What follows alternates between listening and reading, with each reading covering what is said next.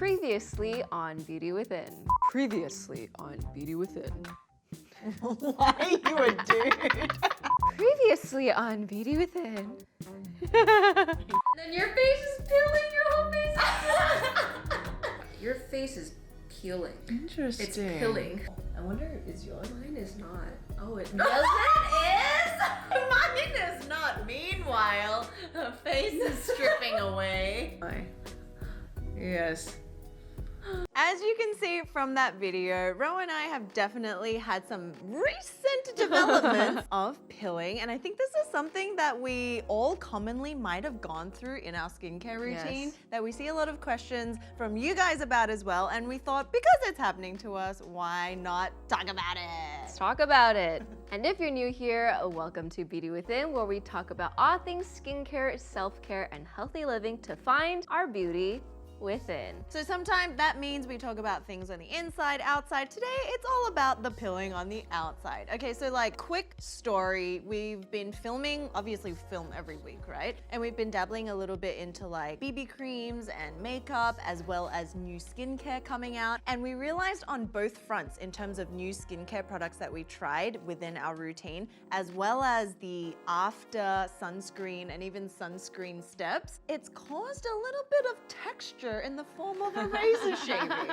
So today we're gonna quickly go over what is pilling, 3 common things that can cause it, including ingredients that can cause pilling, as well as personal experiences, why it pills, and then how to make it not pill. So, without further ado, what is pilling?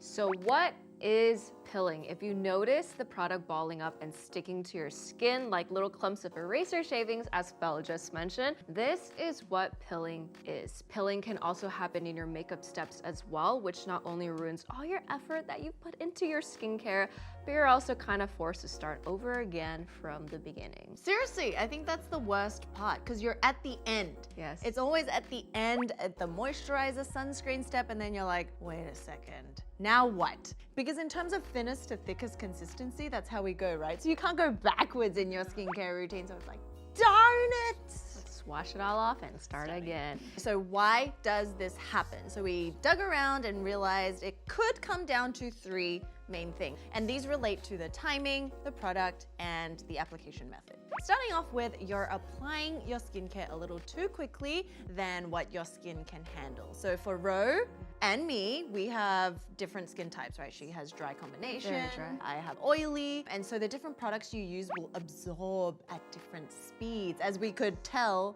in our previous masking video. Yes. Hers is like, All gone. Dry, dry, dry, dry. dry. Yes, it's Sorry, like plant. more. And then mine will just like sit on top if we were to switch kind of like moisturizers. So I guess you can say it really comes down to first knowing your skin type and the products that you're using. So let's say you woke up late and you're just rushing out the door, or you have a Zoom call coming up and you totally forgot about it, or you just can't be bothered like me and probably Fel. You're just like, 1 second, one and done. All layers at the same time. So when we do this, since there's a lot of product buildup because we are layering products on one after another, this leaves less time for absorbing for the skincare, which is what can cause pilling. Second thing might come down to the order of application that is affecting this process. So the general idea that we always talk about when you're applying skincare is that it goes from your thinnest consistencies, the water-based ones, all the way to your creamy formulas that are more emollient and like oil-based in the moisturizing step. So if you do kind of like chop and change, it makes it a little harder to kind of build that cake,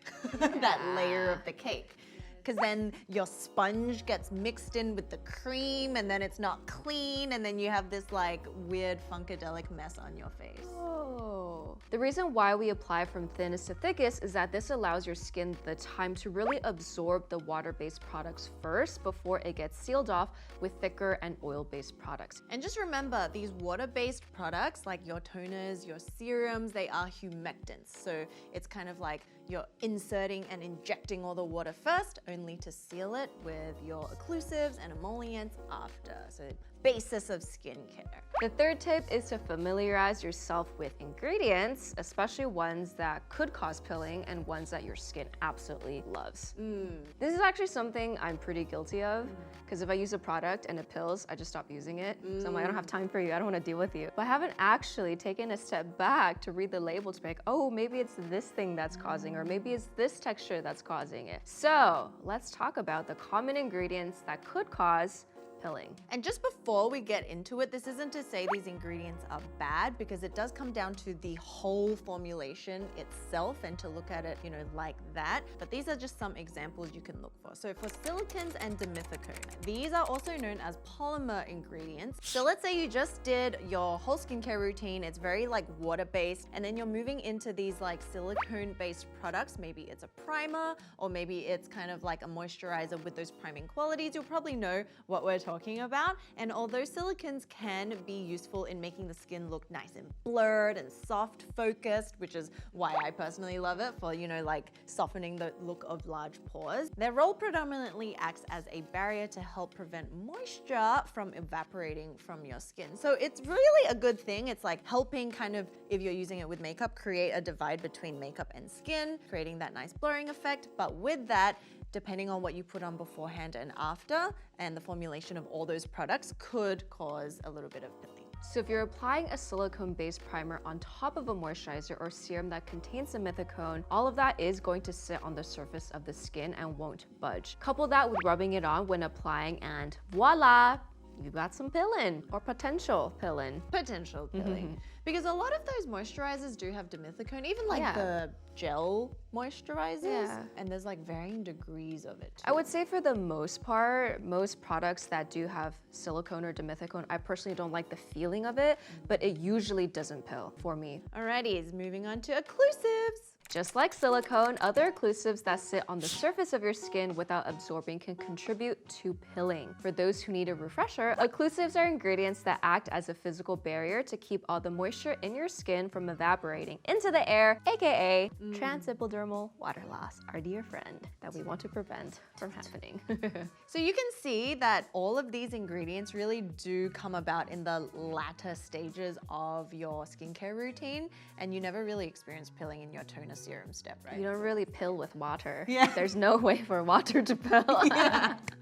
Unless that's just buildup of skin, in which case you should maybe exfoliate a little. So when you apply a water-based product on top of a silicone-based or oil-based product, chances are they're going to separate. Oils and water don't mix well together, after all. Formulation! And I think it's interesting because like one formulation could be perfect for your skin, right? But then you mix it with something that's also formulated really well, but for whatever reason, They just don't go well together. yeah, so you gotta, it's like a child. You gotta learn through experience. Third one is the sparkly stuff. And SPF. Up until now, you've done your moisturizer, you're up to sunscreen, most important step of the routine, and then it all starts going downhill. So we, Wah, wah, wah. yeah. So we dwindled it down and found that some of the ingredients that are commonly in our sunscreen and kind of these like makeup products that give you that glittery, glowy. Edward Cullen Sparkle. Yeah. Includes talc, iron oxide, and mica, as well as zinc, because zinc is also a white powder before it's formulated. And these ingredients are commonly found in your sunscreens. And foundations. Yes. So if you feel that your sunscreen or foundation isn't sitting well with your moisturizer or primer, chances are the formulations are mixing nicely with the rest of your routine, so that's just something to look out for. Yes. So that brings us on to how we can minimize this. Our simple tips. Because I think what we just mentioned, calm down, it's okay, because it doesn't mean your sunscreen is a bad formulation. It's just that we need a little bit of help, maybe timing. So let's talk about some tips that you can implement into your routine and test out one by one to see if these tips work for your products. The first tip is to take your sweet time. That means waiting around a minute or two so that the skin can really take in all the products that you're putting on before moving on to the next step. And only move on to the next step when you feel your skin is dry to the touch. And I would say, especially for dry skin, it's better to do that for the serum and the moisturizing step. the toner step, I just go toner serum right away. Oh, yeah. No chance I'm gonna wait a minute because my skin will dry out. It'll crack and Yes. like glass Yes, shatter. and even with serum, maybe it's another 30-second max. A little tip is also you can just fan yourself. I do that all the time. And then you kind of touch it. You don't have to wait till it's like actually dry. Yeah. It's just like enough that it's not slipping around your face. Yes, and I think you can kind of feel it. Yeah. It's not as sticky. Yeah. Sometimes there have actually been many times where I feel like, you know, when we're trying new products, I'm like, this serum's a little sticky. And then you keep patting it in and then you realize, oh, it's actually like nothing. You just had to let it like set a little. Patience, grasshopper. So next tip is less is more. Love this one. So this one can come in two folds. It's either you can minimize the actual number of products you're using in your day or night routine. So minimize from like 7 to 3 maybe. And the other one is also minimize the amount that you're using within each step. Another thing that we've talked about a lot, especially in our 101 series when it comes to serums, is that they are very potent little bottles of magic. So a little does go a long way. I need to remind myself of this. I just like how it feels. 3 pump feels amazing. But honestly, 1 or 2 pumps does the trick for me. I guess the key takeaway of that is like know your products, right? Because with serums, they're already doing their thing, but with like those watery essences, you can just keep putting that on and layering and splashing it on because it sinks in. You can add another layer and it's all hydration. It's doing wonders for you. There's no cap, you know, like Alicia's Wild Dew Essence. I love the Beauty of Joseon Ginseng Water. There's the Mugwort Essence from I'm From. Benton green tea, Make Prem mushroom. Sugar mushroom. All of those, you can go ham on. And one more tip within this less is more tip is when it comes to sunscreen, you don't want less sunscreen, but to kind of hack this is instead of putting the full amount, let's say we want 2 long fingers worth of sunscreen, right? You can use one first, dab it on, let it dry a little, and then put the other layer on. Yeah. Because especially when it comes to mineral sunscreen, I've been using your Shiseido. That one has a white cast, and if I just put everything on my face at once, I'm like Mulan. And it does, you know, slowly absorb, but it's just more wonderful for your own self if you layer it on nicely and you see that it's not like a whole smack of white on your skin, and then you apply another one. So just spread it out. And I think like Holly even mentioned this as a tip for, you know, any sunscreen, that you also get a more even distribution of it. So there you go. Next tip is about application style. So patting instead of rubbing. Once again, I think you have to keep in mind what product you're actually applying, right? Because you're not just gonna pat sunscreen. Yes. So sometimes when we rub in our skincare, the friction between skin and product might cause it to start balling up and pill. If this sounds like you can gently pass and press it into the skin instead of rubbing. Also, strong rubbing can also contribute to wrinkles, so just be very gentle and kind to your skin always. This is actually something that I came into the office so excited about to tell Deb, our resident beauty reviewer, Yes. Team Beauty Within. Yes. It's like, Deb, I figured out how to use this product. You warm it up in your hands and you press it in. You guys will see it. Yeah. And I think that also relates to the directions, you know, reading the label. Oh, yes. Sometimes on moisturizers or on specific ingredients, they really do direct you to use it the right way, especially with makeup, right? So sometimes it's like a combination. You slowly smooth it over the face and pat it in. Instead of like rubbing, it's like upward motions or oils or whatever it is. Or it's apply as soon as you moisturize versus apply 5 minutes later. It does make a big difference. Truly. It does make a big difference. Bonus tip that also relates to the previous one in terms of applying makeup especially is using a damp applicator. So in my mind, in makeup, there's pre-beauty blender era and there's post-beauty blender. And I think that made all the difference because when it came out, we're just like, what? How does this give such like skin-like finish and how is it wet? Normally, if you used anything liquidy on makeup because it's water and oil mixing, it would just slide everywhere, right? So this really was a game changer. And the Beauty Blender truly gives you skin-like finish. Not to say that a brush applicator like a buffing brush can't, but if you have dry skin like yourself, if you use some sort of foundation or BB cream and you have dry flaky areas, it will accentuate that so much. Oh, yes. Yeah, but when you use a beauty blender, because you're adding this like almost hydrating layer onto it, you're like sponging it in the most natural way. And it's just like, guys, you should try Beauty Blender if anything.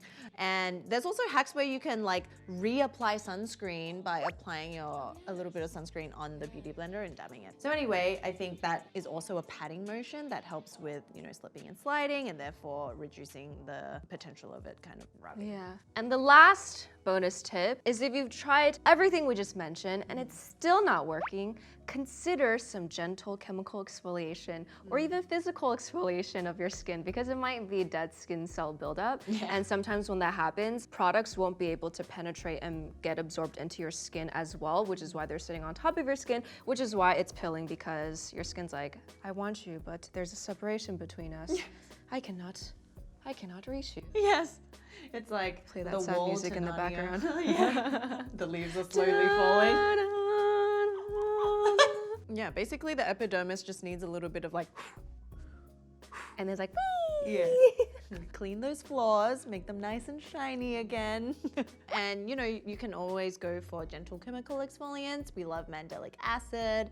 We love things like azelaic acid, which aren't actually chemical exfoliants, but do the job of gently sloughing away that skin. PHAs are great. THAs, even like the little Foreo Fofos. Oh, Yeah, it's so softening, brightening in your cleansing stage. So it's not always just chemical exfoliants. Cleansing is also really important. Yeah. What are some of your favorite like cleansers, toner serums that are gentle chemical exfoliants for people who are like, I just want to help a little bit, but not be full-on chemical exfoliating? The first thing that comes to mind is Peach and Lily's Good Pores. Ah, the blue one. Yes, a very gentle chemical exfoliant. There's also Glow Recipes, BHA pore toner?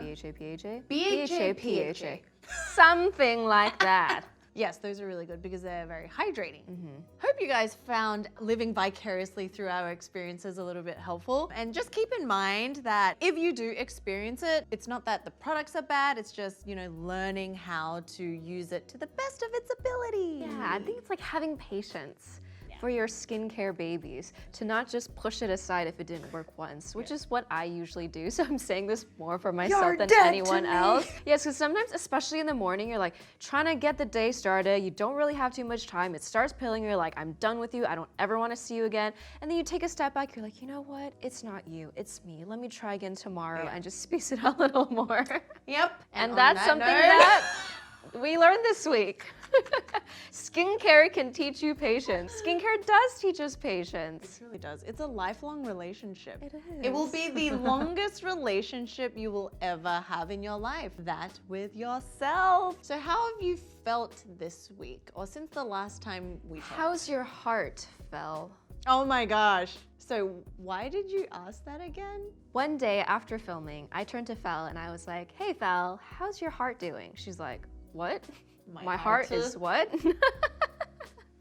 It's pumping. She's like, nobody's ever asked me that before. But where did that come from?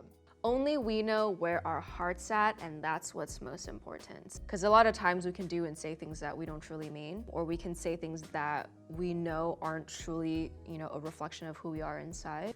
So no matter what's being shown on the outside, I try to remind myself, whether it's with myself, whether it's with people around me, that at the end of the day, delivery is important and it's helpful. And of course, if you're, you know, talking nicely, it helps the situation. But at the end of the day, the heart, to me, is what matters most. So I think before I used to be very sensitive, like I would crumble. I would never ask for feedback. If someone said anything about me, I just start sweating and I just like crawl into like my own hole and I just like wouldn't want to deal with it.